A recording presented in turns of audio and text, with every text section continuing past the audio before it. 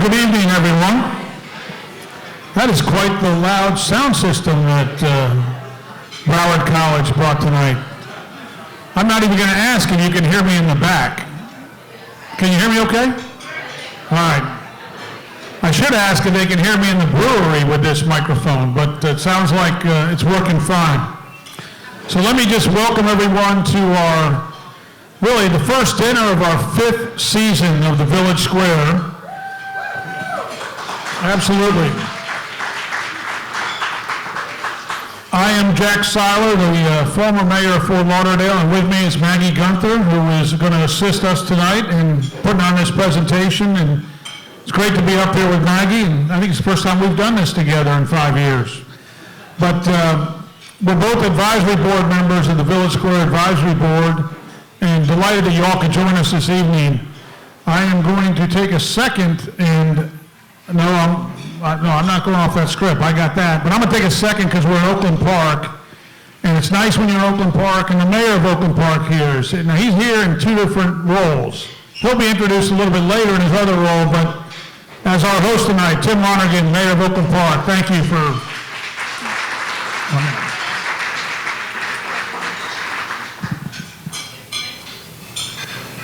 All right, Bob, I'm going to talk to you about Maggie moving my papers around up here.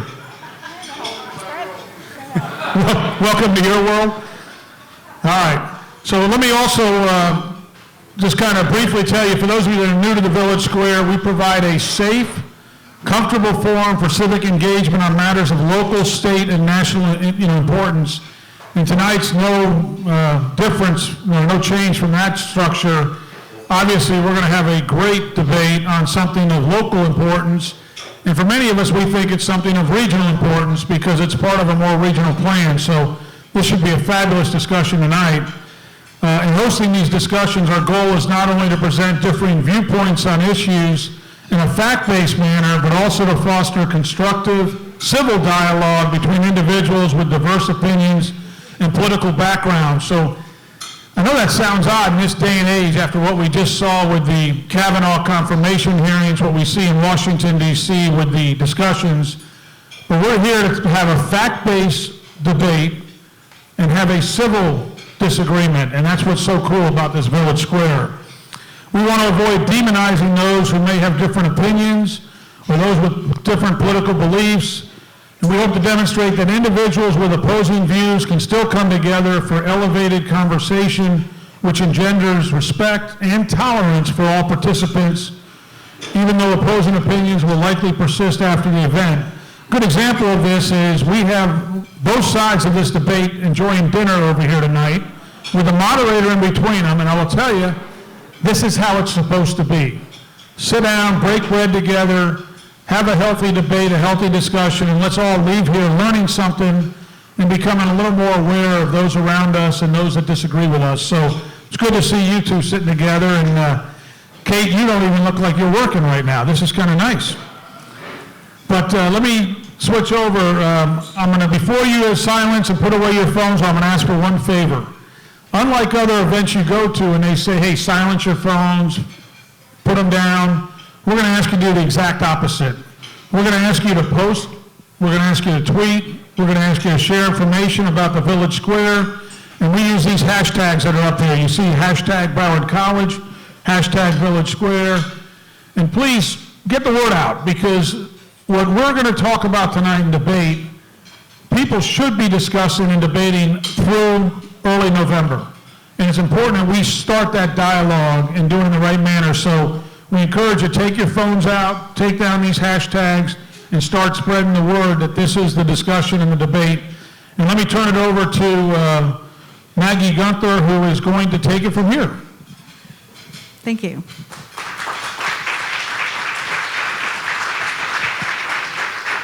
First off, we'd like to take a moment to thank our Village Square supporters, sponsors, partners, and members. Hosting these events would not be possible without them.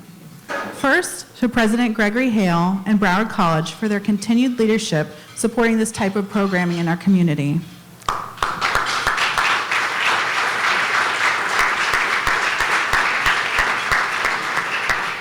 Next, our Village Square Advisory Board, who helped determine and coordinate all of the speakers for our dinners. Would all the advisory board members just wave or stand, please? Thank you. We'd also like to thank our event sponsor, the Greater Fort Lauderdale Alliance. Bob Simmel. And our event partners for the evening, Brightline, the Broward Workshop, the Coral Springs Regional Chamber of Commerce, and our series partners, 10 Days of Connection, the Broward League of Cities, Broward Young Democrats, the Children's Services Council of Broward County, the Alliance, and finally, our Village Square members. You'll see many of them wearing a member button. Their programming and the support of local advocacy in this type of programming helps ensure community participation and awareness. If you're interested in becoming a member, you may refer to the information in your program or sign up at the door. Members get to attend a pre-dinner cocktail reception with our speakers prior to all the Dinner at the Square events. Membership is just $68 and supports the mission of programming Village Square series. We hope you'll consider joining us. Thank you, Maggie. Let me take a second and also talk about some of the ground rules for tonight. So this is our first Dinner at the Square of our 5th season, and we're going to delve into another widely debated topic, a penny for transportation. Before we begin, we have a few ground rules to keep our conversation productive and polite. If you've been with us before, we always like to remind the audience to keep the conversation civil and informative. We caution you against what we call team clapping or group clapping. That's when you clap when your side says something that you agree with, or maybe give a little groan when the other side says something you disagree with. So we encourage you not to do that. Tonight we'll also challenge you to really listen to all opinions openly and politely. As usually, we have our civility bell, which is in the hands of Kelly Alvarez Vital. Kelly, you want to give us a sample? We need to upgrade the civility bell, Greg. I feel like we're at a holiday dinner and they're serving drinks right now. So, but anyway, if you hear that bell, you know dinner's ready. No, actually, if you hear that bell, that tells you that someone has violated our rules as they relate to a civil debate and dialogue. A portion of the evening will be question and answer. There is a podium and a microphone in the back of the room. If you'd like to ask a question, you'll see it all the way back there underneath the Village Square sign. We just ask you to please be conscious of your time and the time of others when you're asking questions. Please stay on the topic that we're on tonight. I know a lot of us are just dying to ask Bean some question unrelated to this, or maybe Rosemary even some question unrelated to this, but we're going to stay on track tonight, because we want to get as many questions and answers in as possible. So I'll ask Maggie to introduce the panel. Okay. Thank you. Now I have the pleasure of welcoming our guest panelist and moderator for this evening. Our panelists are Rosemary O'Hara, editorial page editor for the Sun Sentinel. Broward County Mayor, Bean Fur. And our moderator this evening is Kate Stein, reporter for WLRN. We're extremely fortunate to have them with us this evening, and I encourage you to read their bios, which are in your program book. Now, please join me in welcoming our panelists and moderator this evening. All right. Now we're going to be playing a short video. In Broward, a proposal to raise the county sales tax to raise billions for transportation improvements will go to the voters this fall. Local 10's Janice Fernandez explains what the money raised will pay for. Drive around downtown Fort Lauderdale and chances are you will run into some traffic problems. Well, county commissioners are hoping to fix that traffic congestion. County commissioners voted 6-1 Tuesday afternoon to approve a referendum that would raise county sales tax from 6% to 7%.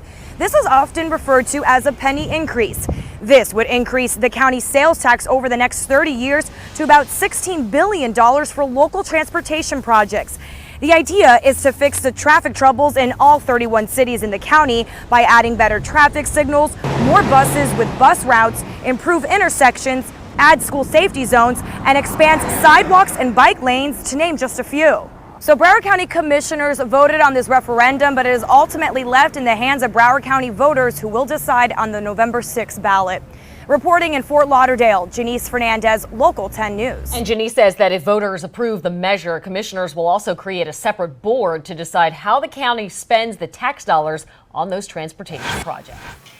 All right, so a plan to fix traffic in 31 cities in Broward County. That's no small order there.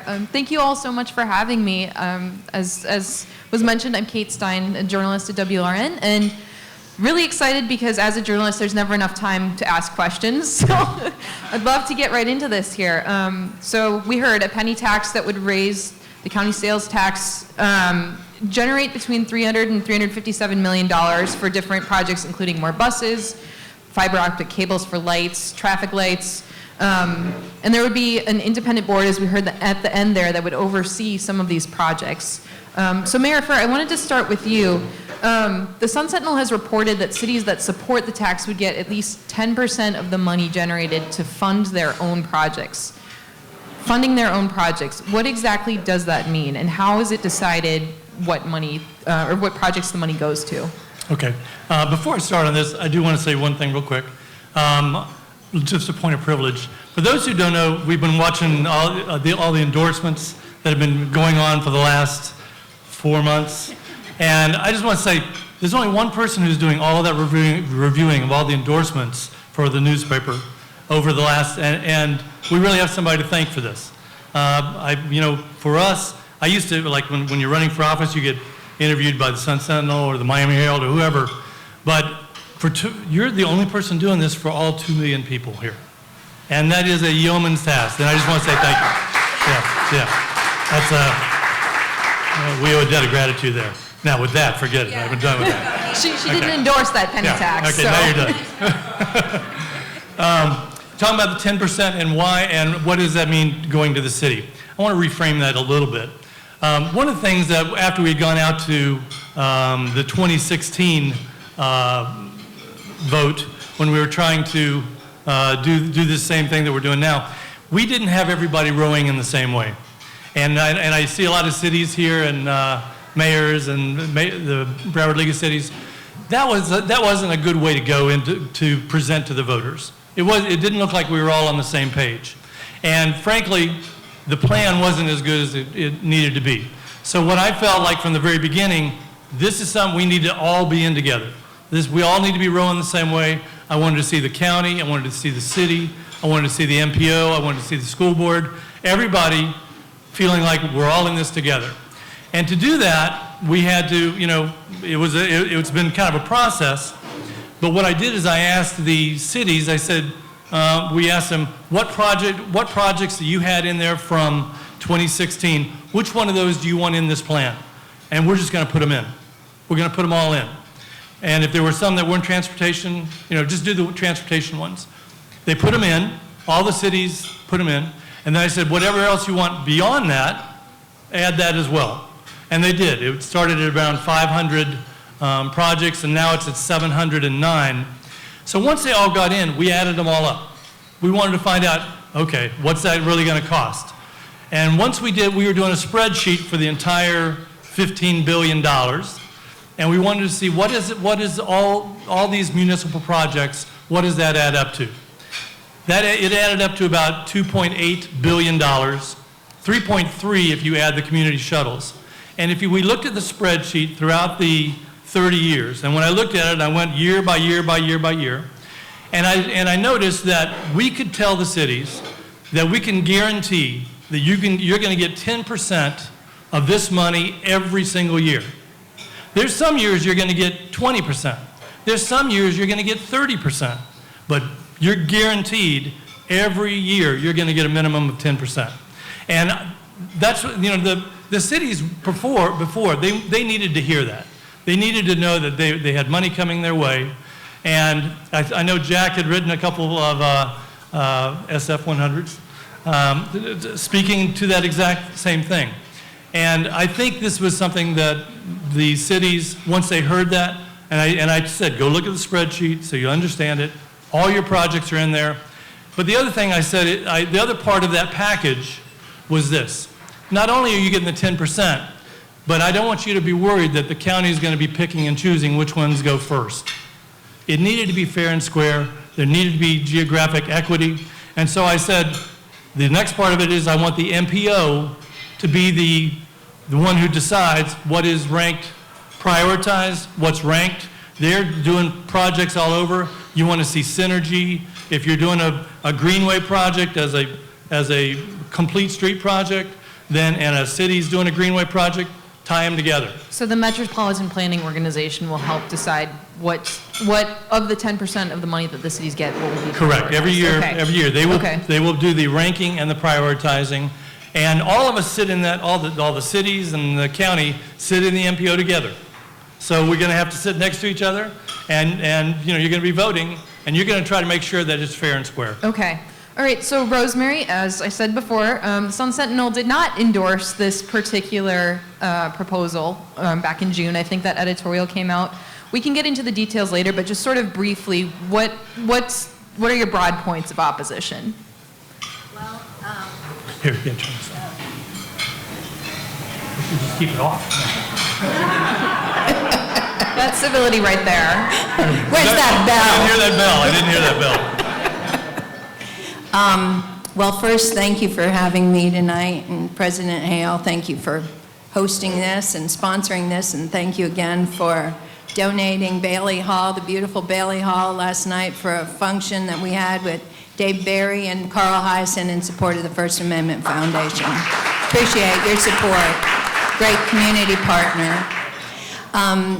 I am a reluctant debater here tonight. I really resisted saying yes to being on the panel because the truth is that I would love to be able to support this proposal because I do believe that people want something done about traffic congestion in Broward, and I do believe the county needs more money to do what needs to be done. The editorial you mentioned was our hope that the county would pass a 10-year tax that people could have confidence in, believing that what they say they're going to do is what it is they will do. We've just, as being mentioned, we've just interviewed candidates in 19 Broward cities that are having municipal elections this fall in November. And so we've personally had the chance to talk to people in 19 different cities across Broward. And, as we think about who is it that how do we make our endorsements, part of what we're looking for is who do we think will be a good steward of public resources, of tax dollars, who will ask the kind of questions and dig into the details and give you confidence that what they, say they're going to do, they're going to do. When the plan was first put on the ballot by the county, the 2016 projects that were listed, as we found out later, were projects that were old. Some of them were old. When the county made the decision to do this, I think they rushed into it because they wanted to get something on the November ballot. So the list that they came up with was one that we heard back from the cities wasn't, hey, that's not what we want, and so there was pushback on the list.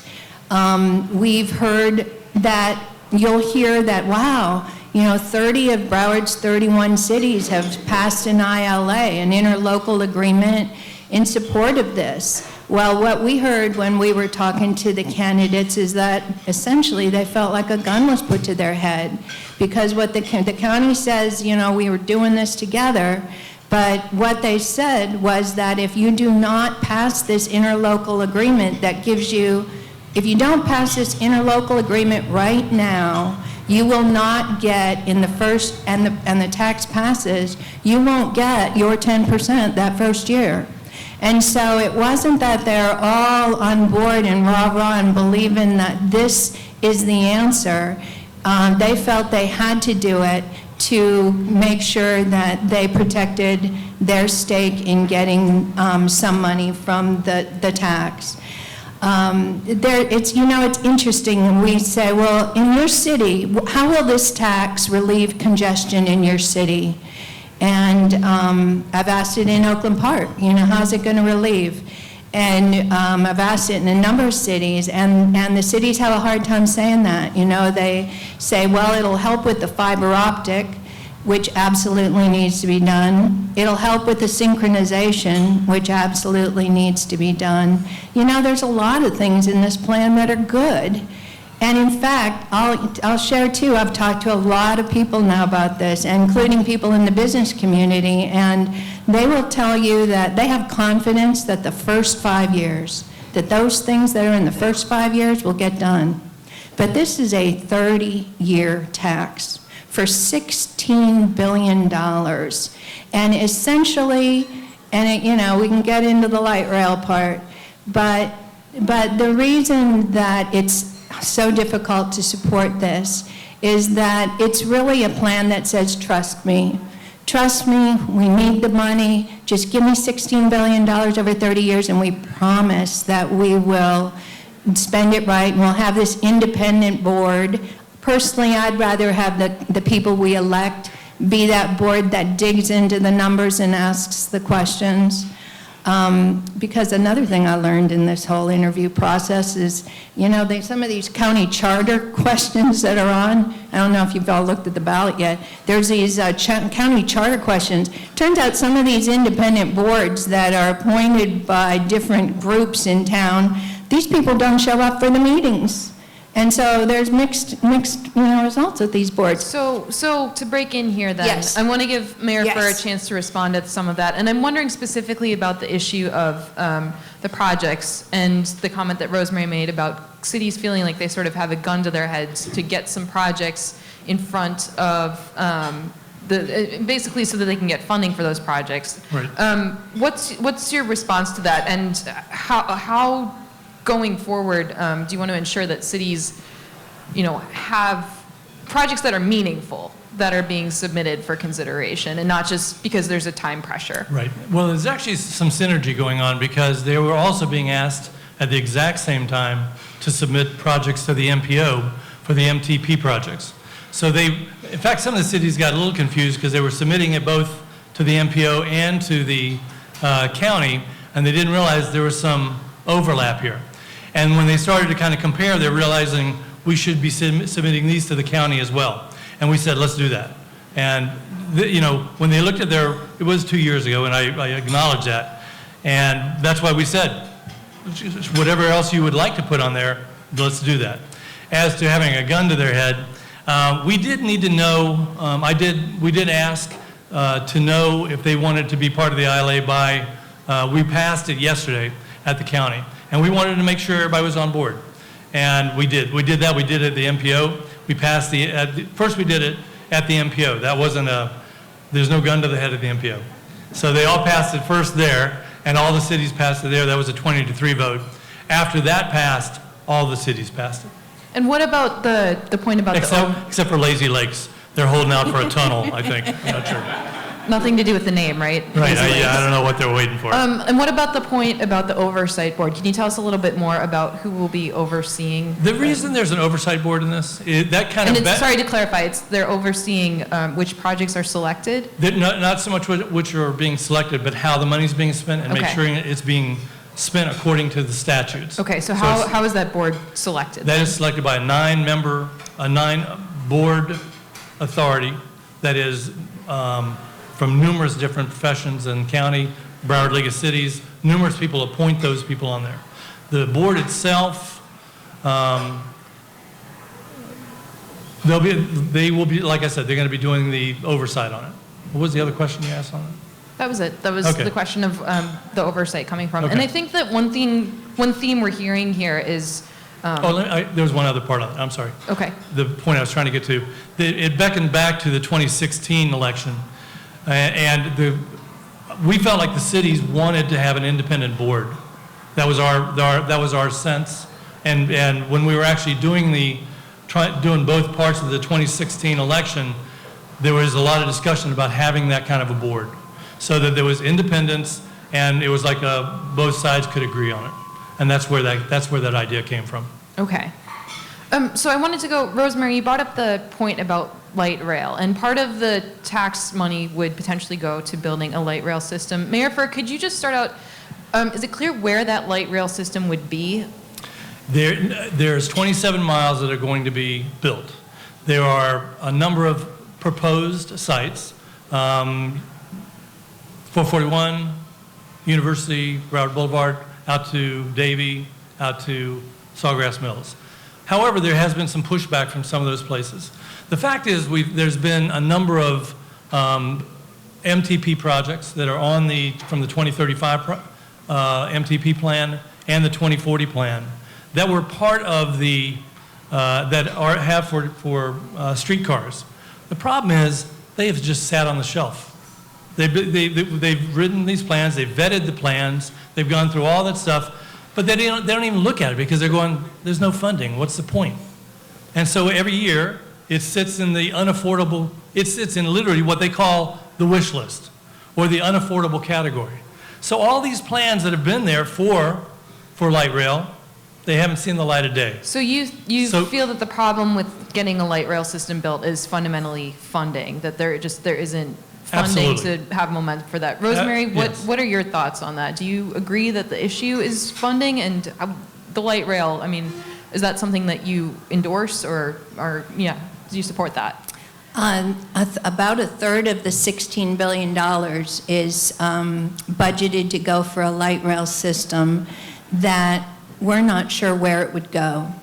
We're not sure how many people, if the issue is to help relieve congestion, keep that as the test for does this plan make sense? So the light rail system as proposed, which is what was in the plan in the slides when they decided to put this on the ballot, is that it goes down Broward Boulevard to 441. At 441, it goes north and south between Commercial and Sterling. Goes on to University, north to Sunrise, out to Sawgrass. That's the 27 miles. I don't know how many miles it is, but a number of those miles go through the city of Plantation. We interviewed all of the candidates for the city council in Plantation, and I don't recall that a single one, I forget how many, 5 races? I can't recall that a single candidate wants light rail to go down Broward Boulevard in Plantation, nor do they want it on University. The concern is that nobody can say how this light rail system would work. So would it take a lane out of in either direction, which if that happens is not going to help with congestion? Is it going to take the median out? How will that work, and will we have to buy right of way? But the communities that it relies on for support does not support this. So the odds that it gets built are not, I wouldn't be optimistic. And yet they're going forward with a plan that they say an independent board will ensure the money is spent as the money is promised to be spent. And right now we know that a third of the money is going for a plan that we don't know for sure will be built. A number of people in the community don't think this light rail system will ever be built. And again, it's not that people don't think that Broward needs money to address the transportation challenges we have. It is that this light rail system, they can't say for sure where it goes, how many cars it'll take off the road. That's an essential. Where will the stops be? Right. It's a third of the money. If you trust government, talk to the people in Miami-Dade that passed a half-cent sales tax 20 years ago to expand Metro Rail. And they feel duped. It didn't go where they said. And I can tell you right now, this thing, the shame of it, darn it, is that we need money. But this light rail system, I don't think it'll ever get built, and I don't think the promises that are being made right now are going to be kept, and I don't think an independent board that's unelected is going to ensure that it is kept. So we'll get to Miami-Dade and lessons learned there in a minute, but Well, Mayor, I want to let make me sure, respond to so I want to, specifically on the question of where the light rail system will be built. Okay. It sounds like the route isn't finalized. You have an idea of where it will be. How are you going to develop that route, and how are you going to get cities and Sure, good residents' question. input into that? And one of the reasons of making sure that you had everybody together in this was that you wanted, when these are proposed, when they're vetted, when they're studied, looking at where they can go, you want everybody on the same page. You want everybody in the MPO to figure that out. There also have been some things that have changed since the 2035 plan and the 2045 plan. Which these are earlier transportation Earlier renditions master of where plans? the streetcar, Okay. that they were on the wish list. Now we know, now having affordable housing as part of the linkage with this, we know that we want to start to think in terms of where can we have these go, and where can they help promote development along the route, so that people can live right there and be on the train. So it's a chance for us to kind of start from scratch. We know where FDOT has said and the county has said this is the most likely. On 441, there's more people that ride the bus on 441 than ride all of Tri-Rail. So you know that there's ridership there. So those are the kind of facts we already know that we're going to work with. What I'm seeing from the MPO is there's going to be funding, there's going to be a lot more interest in trying to figure out where this goes. This will take a while. It is a 30-year plan. And it is one of those things where we're going to have to work together, vet it, go to the cities, go to everybody, make sure, go to the universities where this is, go to Sawgrass Mills, go to places where we know we need to have this. So that's where I think we'll be And so vetting this. it sounds like the rail would potentially be developed in conjunction with affordable housing and Yes. perhaps other transportation Yes. components. Okay. So Rosemary, in the editorial back in June, you suggested that the Broward County should look at maybe doing a 10-year plan instead of a 30-year plan, which perhaps would exclude the light rail from the conversation. Can you explain your thinking on that? What would be the difference in your mind between a 10-year plan and a 30-year plan, and what different components would you want that shorter-term plan to focus on? I think that there is a short-term 5-year plan that does make sense. I think Broward absolutely needs more and better buses. And people need to understand that's how you move more people. I would also note, though, that if you double the number of buses that are on the road, that's going to slow down traffic. I mean, nobody thinks that's going to make traffic move faster. The other point I would make is that, again, keeping your eye on the ball, keeping first things first, it's about relieving congestion. One of the first parts of the light rail, and the reason it's 30 years in large part is because of light rail, because they said we need to have 30 years to bond the infrastructure. You don't need 30 years to bond buses. Or there was one maintenance facility that they were talking about they needed to bond. But the big bond part for 30 years had to do with light rail. So would you support this proposal as it stands if there weren't the light rail component? Not for 30 years, no, because I'm not sure that the numbers add up. The other point I'd like to make is that in talking about light rail, because the plan does have light rail, so the reality is this is what we're voting on, it's a yes or no. And as Broward has talked about light rail, they told us the wave was the first leg of light rail, and that, this is about, and the wave wasn't about relieving congestion, it was about development. They told us for sure, that the light rail would go to the airport. There are no plans to send light rail to the airport. What's being talked about now is Brightline having a station at the airport. So if you want to go on rail to the airport, you would have to buy a ticket at the Brightline station and go to the airport. And the Brightline part of this is something that I'd like to talk more about. Okay, I wanted to give Mayor Furr a chance to get back on that. The part about doing it for 10 years and doing it for infrastructure, first of all, in 2016, the infrastructure part failed. The transportation part passed. And that's important to realize. The reason you go for an infrastructure you're not allowed to do with that money, you can't do maintenance and operations. The federal government requires you, when you're applying for federal funds, you have to go through a process called MAP 21. Any funds that you apply for, whether you're putting together a bus facility or you're doing light rail or whatever, they require that you be able to do the maintenance and operations for the life of that facility. So if you're building a bus facility, if you're building an overpass and have to paint it, you've got to say, I've got the money to be able to do the maintenance and operation of that for the 30 years.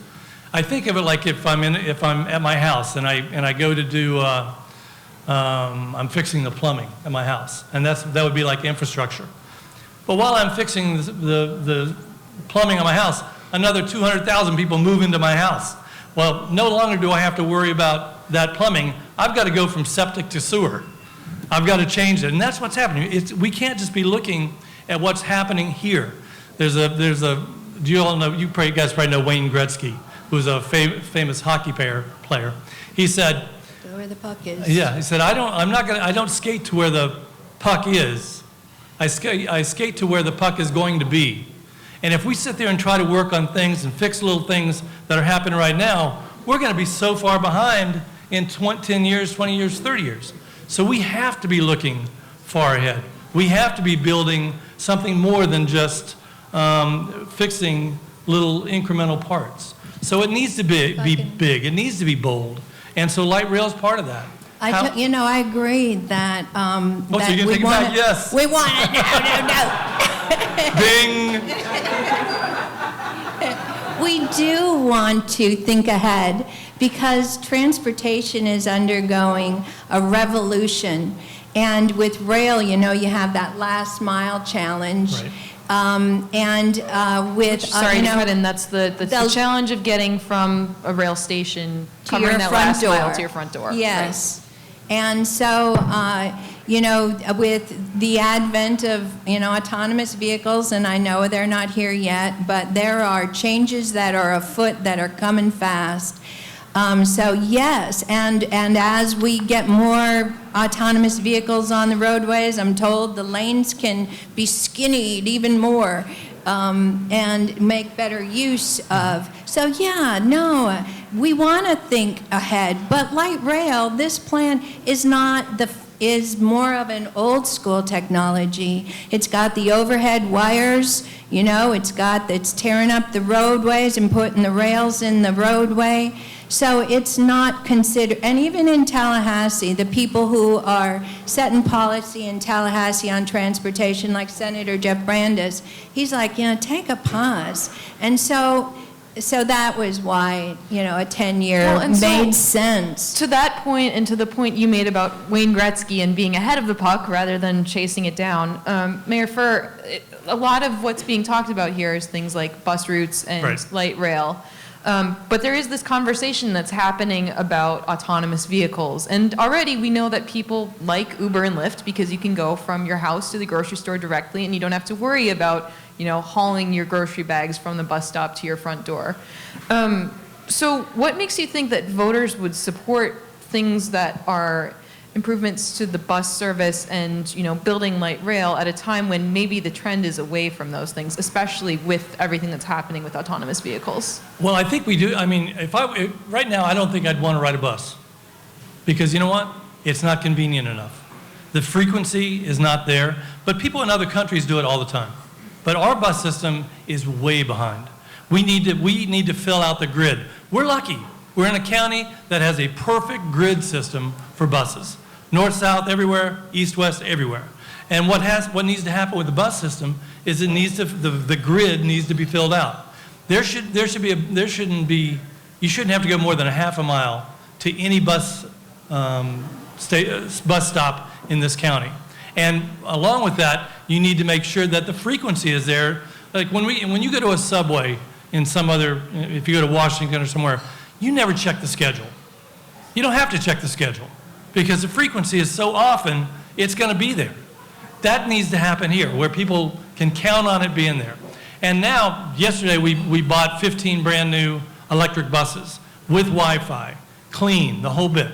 It needs to be, those are the kind of things that people need to say, I'll jump on that bus. So somehow we need to make it kind of be cool to do that. We also need to tie it into saving the planet in many ways. I don't know if everybody's ready to do that, but the arguments are there for that, and I'd like to see that. I'm in agreement on saving the Again, planet. ring that bell. Well, and so Rosemary, I think one of the overall themes we're hearing here is this idea of public trust. I mean, we had the Wave streetcar issue in Fort Lauderdale where the project was nixed, it was way over budget, but there was a lot of money that went into exploratory studies before that actually happened. We had the issue with bond issues and school repairs in Broward County. You know, there was a bond issue, but a lot of those schools haven't been fixed in the way that was promised.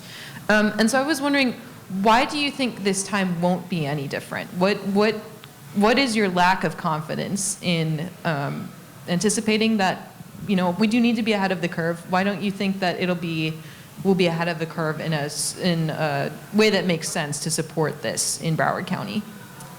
You know, I guess it comes down to just trust government for 30 years with $16 billion. Once government gets a lot of money, which they had with the WAVE, then they do what they want to do.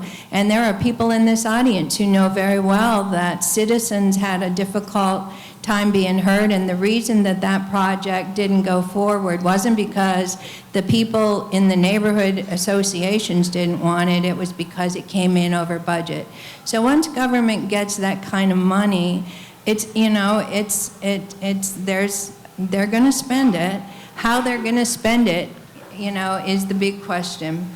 And Mayor Furr, what's your response to that? Why do you think this time will be different than from what happened with the Wave streetcar? A couple of things, and there's a good example locally, and I see Cindy Ehrenberg-Seltzer here. We have a Children's Services Council that has about $100 million, 80, 90, that takes very good care of that money.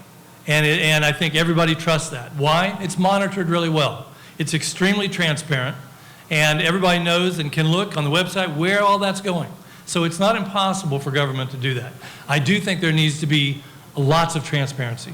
I think we do need to learn from mistakes from both Miami-Dade and from the school board.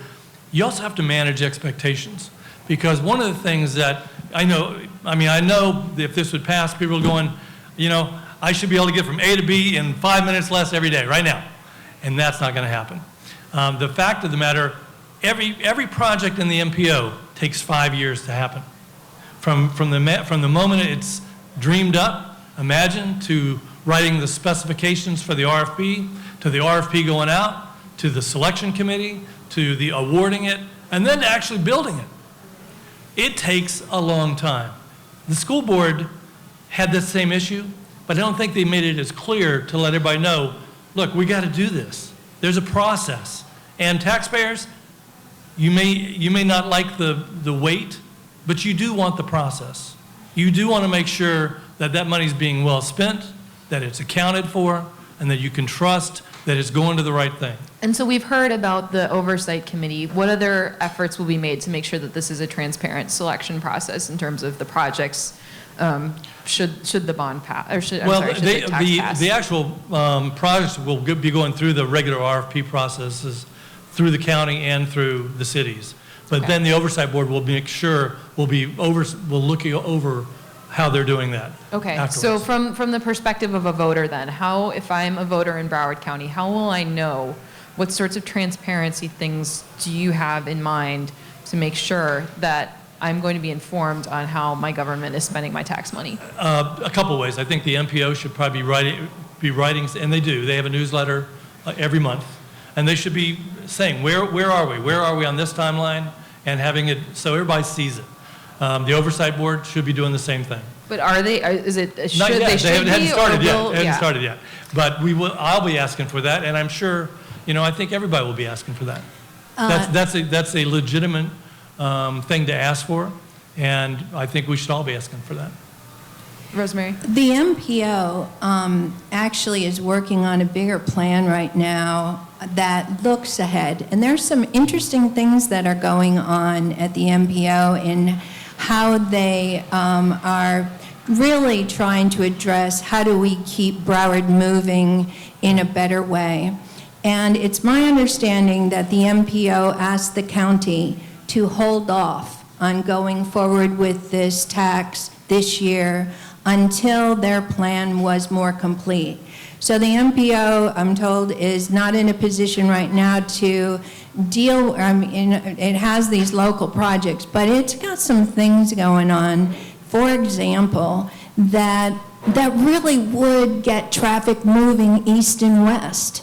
I mean, on roads like Sunrise and Oakland Park and Hallandale Beach that involve some overpasses at choke points that would help be paid through tolling through Sun Pass. So they are actually at a place where their plan is something that, wow, that could really move it. So, I mean, the challenges in Broward are so much east and west, and they, can we figure out these overpass things which other communities have? So that's exciting. But again, we're being told the plan, you can hold it, you can take it to the bank, this thing, and it'll be transparent. And then, the other thing I guess I would say is that the answer for rail in Broward County is to get commuter rail on the coastal link on the FEC line that runs through 41 downtowns. And I think that's something that everybody in this room would agree with, that's the rail that makes sense. And I'm going to go ahead and make my point here about Brightline, is that there's a win-win in this, and an opportunity right now. Brightline wants to have a station at Fort Lauderdale Airport. And that's good for the airport, that's good for our region, that's, that's a good thing.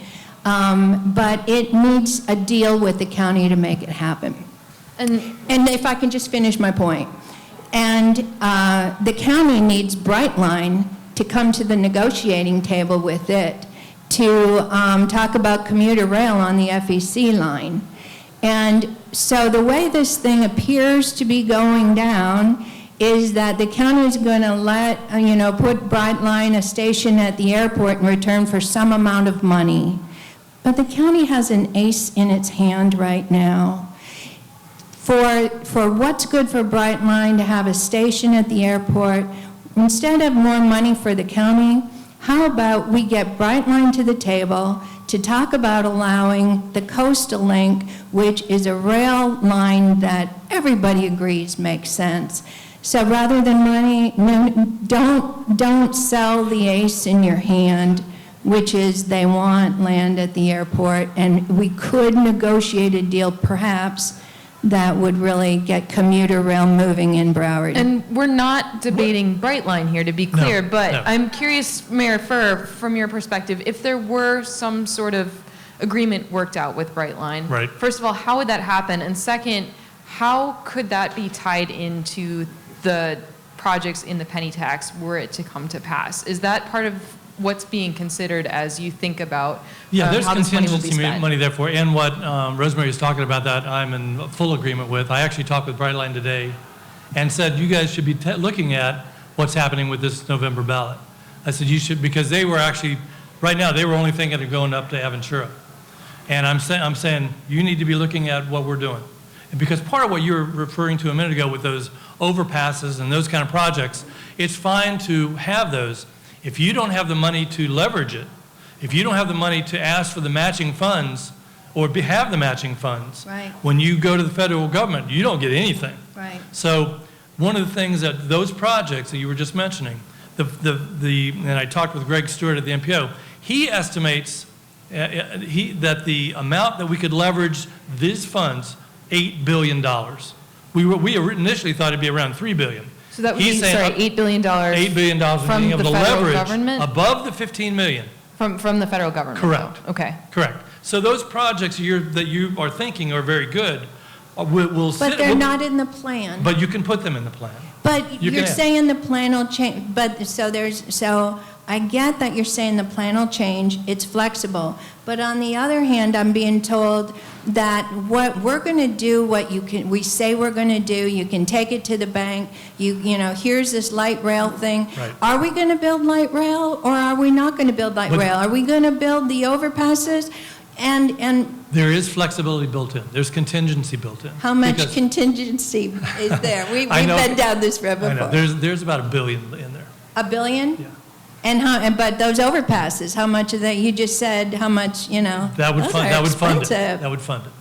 And so if you want to do those, the only way you can do is pass this, so you have those matching funds and you have that maintenance and operation money to do that. Otherwise, they will sit on the shelf and will never see the light of day. But if you have a plan that says this is what we're going to do and this is what it's going to take, and you can take this to the bank and we're going to get traffic moving east and west and north and south, won't people support that? Why did we have to go to and I think I know the answer, but why did we have to go this November?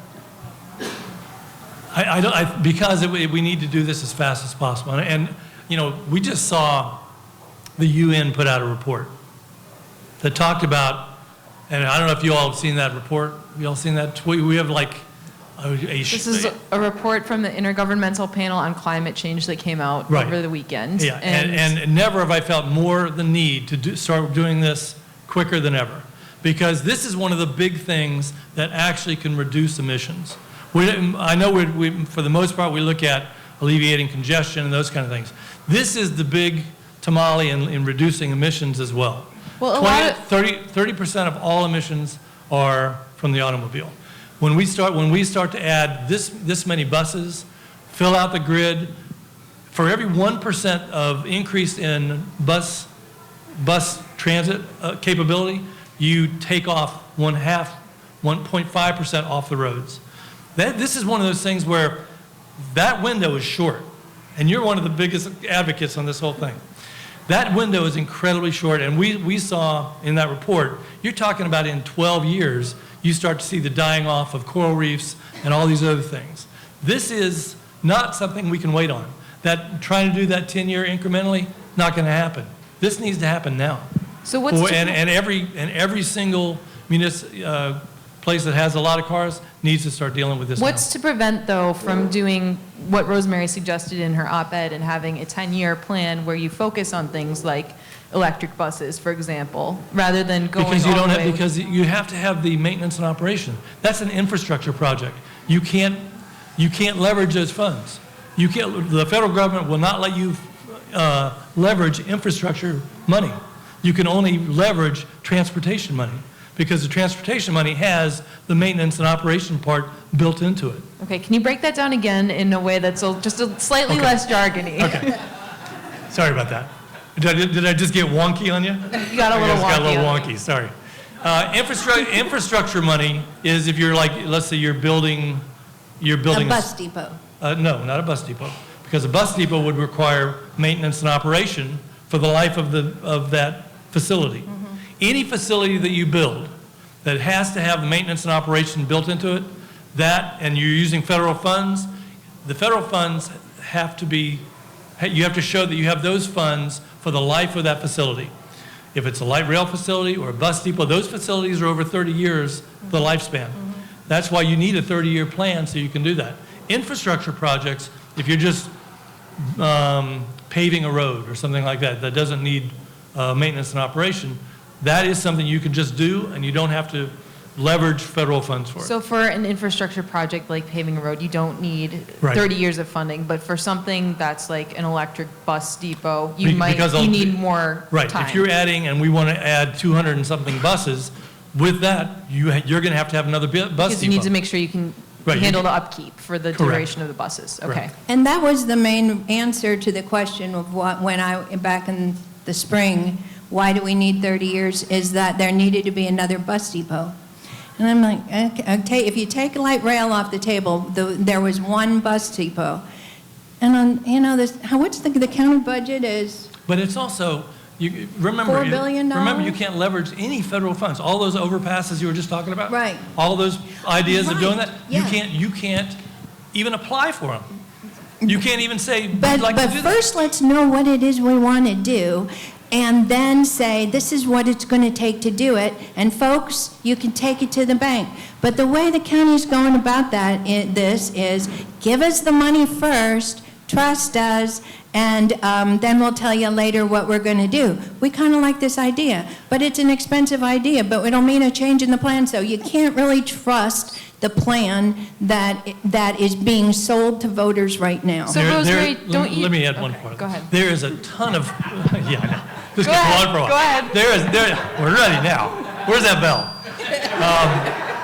There is a ton of stuff in this plan, from laying fiber optics to, we have picked every intersection that needs work, all the sidewalks, all the streets. There's a ton of things that need to be done while many of these things are being vetted, while they're being planned, while the entire community has a chance to decide what's good for that. While that's being done, we're going to take care of all that other part. We're going to start to do all those intersections. We're going to lay that fiber optic everywhere we can. While we're doing that, we're setting the table for the future. You're setting the table for autonomous vehicles because you're going to have fiber optic all over. And you're not going to just lay one cable. Not just that one cable to synchronize all the lights, but I'm sure most of the people in here use Waze or Google Maps. This is going to put all that on steroids. You're going to have an enormous amount of input that's for all of that. And when we lay that cable, we're going to be putting about 200 more down because that's going to give all the cities and the entire county, that turns us into a smart county. We're able to then use those cables for communications, for security, for 911. That's the kind of county I want to live in. I want to live in a smart county that is setting the table for the future. I want to take a step back here for a second and think about some of the other challenges we're facing. I'm sure you can guess where this is going, Rosemary. Sea level rise, competing priorities here. Yeah.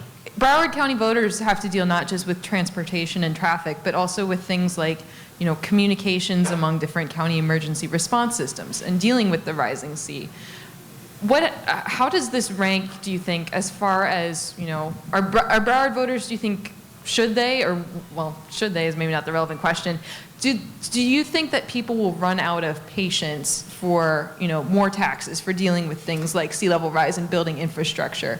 How does transportation fall, Rosemary, among the different issues that you think Browardites are going to have to deal with going forward and are potentially going to be taxed on? Right. Well, there's no question but that Broward needs to improve the infrastructure that's in the ground. And I'm told Oakland Park and Wilton Manors are working together and have really replaced some of the pipes. But it's hard for government to want to spend money on pipes. It's like you can't go say, look at our new pipes. And it's like you don't get to cut a ribbon on some new pipe. And so, but we do need so what's happening right now is, and when that half penny for infrastructure, half penny for transportation, the infrastructure part failed. The reason that we didn't support that is that it wasn't addressing sea level rise. It wasn't dealing with the sewer to septic issue that we've got to deal with here. It was about, police headquarters or fire stations or parks. Right now, So in August, and here's part of what's going on, let me lay the table. In August, we passed a tax to harden our schools to pay teachers more. So that was the tax increase we passed in August, and we supported it. In November, we're asking people to raise taxes for 30 years for transportation. But, and we're spacing these out. A number of cities also are asking to raise taxes in November for bonds, for, parks and police stations, fire stations. And to your point about just sea level rise, the city of Hollywood is one of the ground zeros for sea level rise. Tom and I have stood in South Lake and watched the water creep up the street on a sunny day because the water is rising. If there's any place that needs to address sea level rise, it's the city of Hollywood. In March, the city is going to have a special election just to pass bonds. And the bonds are for a new police headquarters, to fix 2 golf courses, and to gussy up the entrances to certain neighborhoods. Now, so think about that. School taxes in August, transportation tax in November, March, bonds for golf course, police headquarters, and it's not sea level rise. Are people going to have tax fatigue to deal with the stuff that we really do need to address? Absolutely. People already have tax fatigue. Well, and so if traffic is one of the things that Broward decides that we really want to address, maybe it would be helpful to have a plan where we have 30 years worth of funding that's locked in. Well, if you just want to give a big pot of money of $16 billion to government and say, yeah, we trust you, you're going to do this right, and you're going to listen to us along the way, then you should vote for it. But if the thing that's so remarkable is people think I'm the Sun Sentinel is so liberal. And, really, socially we are liberal, live and let live. But when it comes to, I believe, personally I'm a fiscal conservative, and I believe that we need to invest in our community to make it better, and you need to make the case for improving buildings, but you also got to be pushing, what's happening underground. So I'm a fiscal conservative, and if you are, you would have a hard time supporting this plan. This is going to cost you about $100 a year. That's it. And you spend $10,000 a year on your car for what it costs you. When you add up buying a car, your insurance, your gas, $100 a year to make your ride from point A to B a whole lot better ride, hopefully. It's not that much money. I know, and I understand the tax fatigue, but the fact is, unfortunately, the state is pushing so much stuff to local level on so many things that we're having to. The school board didn't want to have to raise that, but they've lost the differential from the state. We've lost on the local level an enormous amount of money on transportation. Where the gas tax that used to fund this, we're unfortunately a victim of our own success on fuel efficiency. When you look at our big transportation areas, the airport, it has its own dedicated stream of funding. It is now the fastest growing airport in the United States. You look at our port, it has a dedicated stream of funding from all the cruise passengers and everybody that does cargo. We don't have that dedicated stream of funding here to do what needs to be done. This allows for that. If I can just make one other Can I ask one? Yeah. Finish, sorry. Yeah, sorry. There is money in this also with regard to drainage for sea level rise. The FDOT has pinpointed where the hot spots are, and those are in the plan to do it. But I do think we need to tie together what mass transit can do for climate change and tie those two together. Rosemary, I'm going to let you make a last point, and then we'll take some questions. Okay, good. And it's really just about, people in Broward, I've heard, you've heard, people are frustrated with the congestion.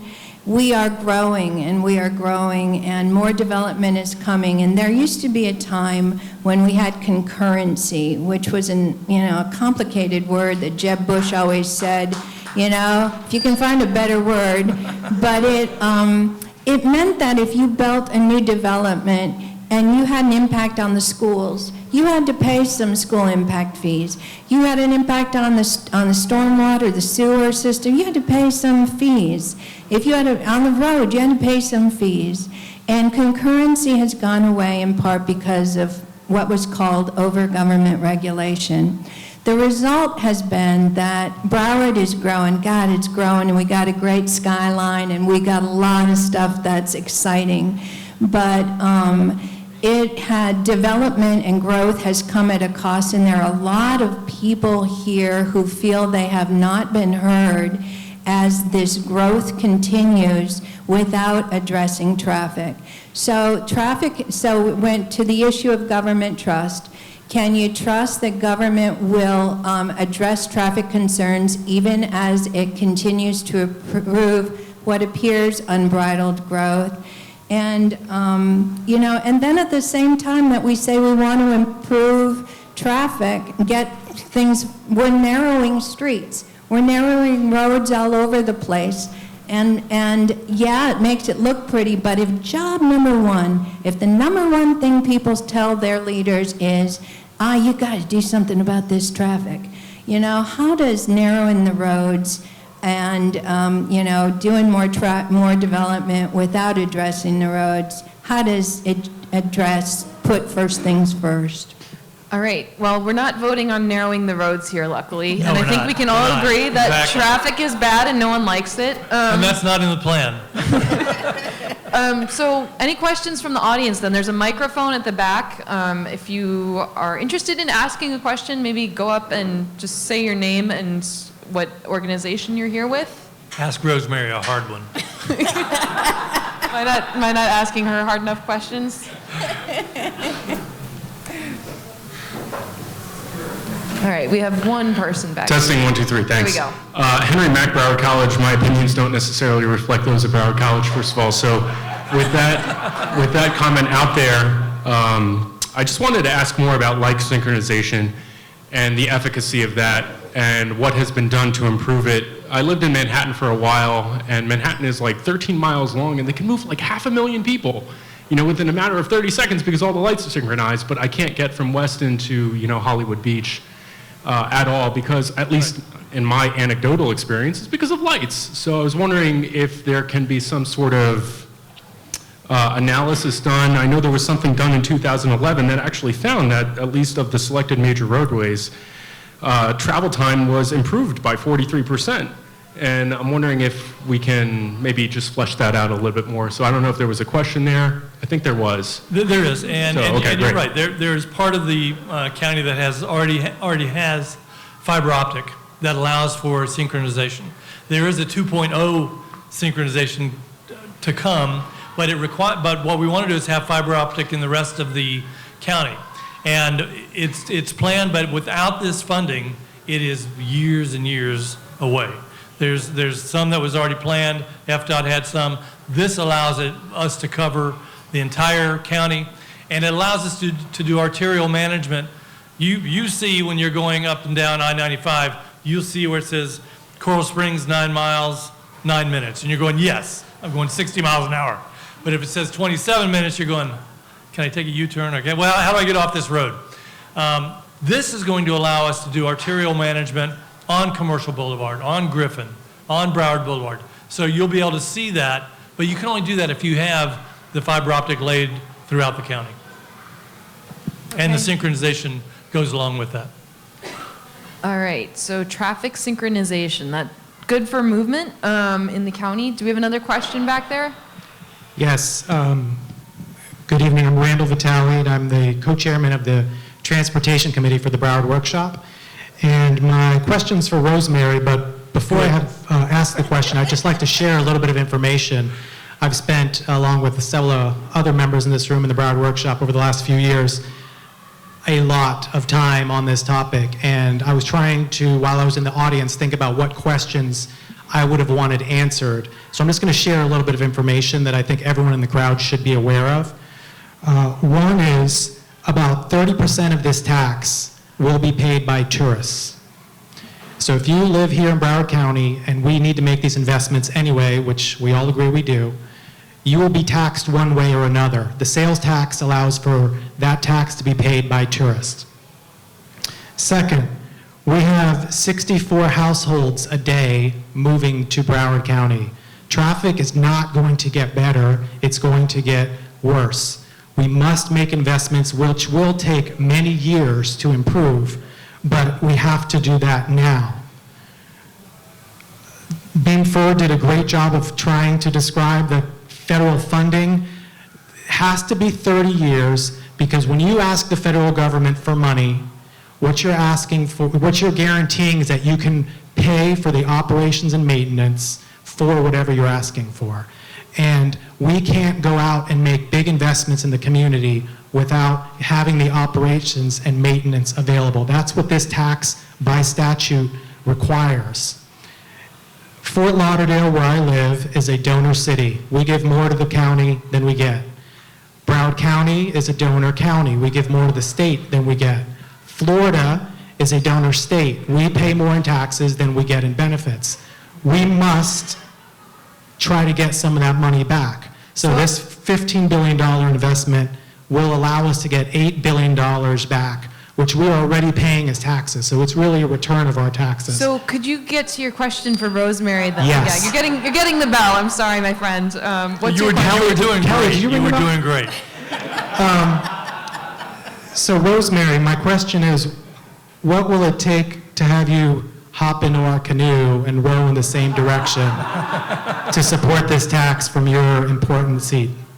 Well, like I started out saying, you know, I wish I could.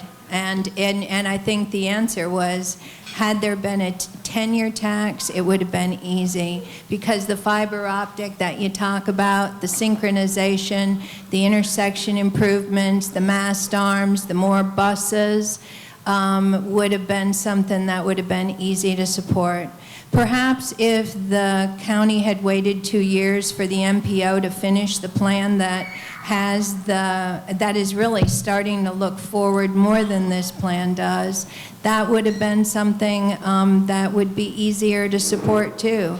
I mean, we're in this together. We want to be part, but you know, but we also want a plan that we know we can trust, that what you say you're going to do is what you're going to do. And, you know, unfortunately, this is a lot of money for 30 years. And even people in your group, Randall, who I've spoken to, who support it, tell me that they don't believe the light rail is going to be built. And they tell me that they most like the first 5 years of the plan, that they do have confidence in that. And then after that, it's like, you know, you just got to trust people. And some people trust government more than other people. And, you know, the other arguments that I'll hear is, oh gosh, Broward's got a 6% sales tax. You know, we're like the lowest in the state. Why not raise the tax? You know? And, you know, or poor people, but it's a tax. A sales tax is regressive. And there are like 47% of people in Broward County who are struggling to get by. So as all these taxes come down, you know, they're nickels and dimes the way that they're pitched. But those hundreds of dollars add up over time. And the last thing, and I'm still looking into this one, being, you know, one of the things that Broward is saying in pitching this is that Broward is dead last in its spending on transportation. Dead last. Now, you know, I moved here from Hillsborough County, and there's no sales tax for transportation in Hillsborough County, although they're trying for one, and not for light rail. That's only in money that we're getting from the state. Yeah, well, I'm double checking that, because the way the slide is and these are the kinds of questions I want government to ask, is the kind of questions that, you know, newspapers ask. So if you look at the slideshow, it says Broward is 67th of 67 counties in its spending on transportation. That is the way it's being pitched. Now, you know, Beam and I met the other day, and he looked in, he had that question too. Yeah, well, what is that about? She was trying to find out all the things I was going to be talking about. So it's like, well, that's the money we're getting back from the state. Well, then, you know, so anyway, part of the pitch is like, we're not, but why aren't we spending more money on transportation in Broward County? We're actually spending $180 million, I know. But again, how big is the budget? $4 billion budget. Okay, so I'm going to cut you off. Can I one part real quick? The one part that we didn't talk about was the part that is actually busting the county budget, and that has to do with paratransit. When I first was elected in 2014, the budget for paratransit was 16 million. This year, it's 28 million. And that's because you're seeing kind of a silver tsunami happening through Broward. We're getting way older. So whether or not whether you like more taxes or not, that is absolutely busting the county budget. If we don't do this, we have to raise the millage. So it's one way or the other. I'd rather have the tourists help pay for it than have to raise the millage. So we have one more question, it looks like, in the back of the room, and then we'll wrap for the night. All right. Good evening, everyone. My name is Rashawn Monteith. I'm from the Broward College downtown campus. I am a student worker, also an ambassador. And I just wanted to ask, well, just give you a little story. How would you like light rail to go from? You know, let him ask his question. Okay, go ahead. You've made your pitch. I'm leading the very question here. Just leading the question a little bit. All right. Just to bring you a little story. So my mom always, always growing up wanted to borrow money from me and everything. And it seems like, Rosemary, you have like your department or overall the government department has a little trust issue, especially with, bringing up this operation. So is there any possible assurance that they can give to you to say that, okay, we have this money, yes, we can, we can slack off and use it wherever, but we also can, stay on the straight path and just do what we say we're actually going to do? Well, I guess it's too late. I mean, the plan that is before voters is the plan that's before voters, and there is a trust us. And I would tell you that it was just in the last year that the county assured us that light rail would go to the airport, and it's not going to go to the airport. So, and those projects that were in the plan when they put this on the ballot, a lot of those projects aren't. So do you trust?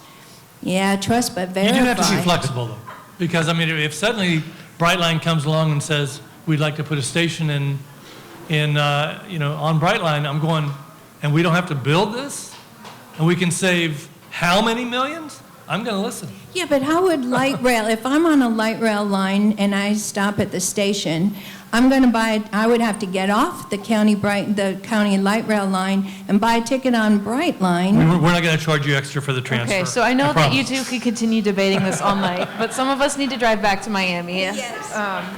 No extra charge for the transfer. So thank you both. Thank you to the audience too, and I'll hand it back over. Thank you, Kate. Well, thank you. Let me do 6 very quick thank yous before I turn it over to Kelly to wrap it up. And the first one I have to recognize Kate Stearns. Kate came from Miami. A lot of us know Kate's voice from NPR, but she was just recognized last year as the outstanding new journalist from the Florida Press. So I tell you what, well deserved.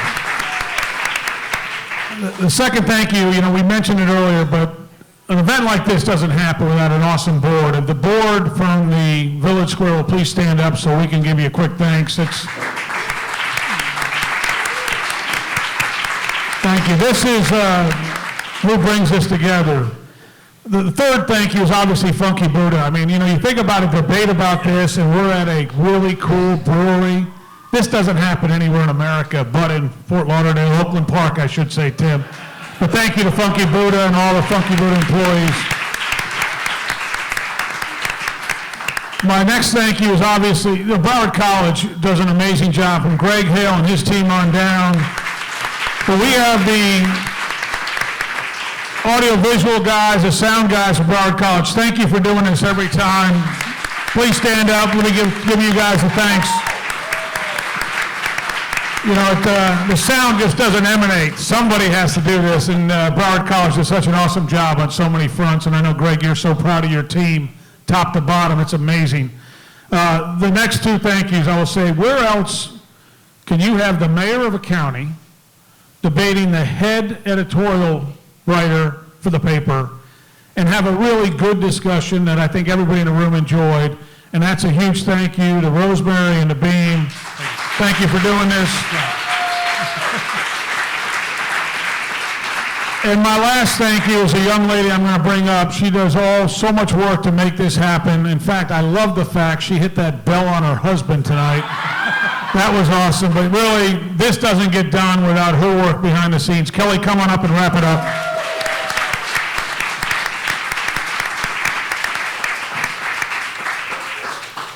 We too try to live the mission of being a bipartisan, even though it is my husband. So nonetheless, thank you so much for coming tonight. This literally, we've been doing this for 5 years. This was probably one of my favorite dinners. This was fantastic, so thank you both. If you've enjoyed this type of programming, then we want to make sure that you are aware of our upcoming events. Harold, that's you. Thank you so much. Our next event is on February the 20th. It's a national identity crisis, the open versus closed border debate, and then on May 1st, we're going to be talking about climate change and sea level rise in Fort Lauderdale. So we heard a little bit about that tonight. Also, I want to give another shout out to our Student Village Square. It's put on by our very own Henry Mack, if he's still here, and Carlos Parra. This is very similar to the Village Square programming. It's put on by students for students, but it's actually open to the entire public as well. So they have a couple of events coming up as well. Harold. They have one next, I think this week's the politics of immigration, ethics, rights, and responsibilities. And then on November the 28th, how safe is safe, securing campuses in the 21st century. So if your calendar allows for it, please feel free to attend those events. Those are actually free and open to the public. If you enjoyed this programming and what we do, we ask that you become advocates for us, spread the word in your community to come to these dinners, and or become a Village Square member and support the mission of the program. Thank you so much. We enjoyed having you, and I hope you enjoyed your evening tonight. That's fun.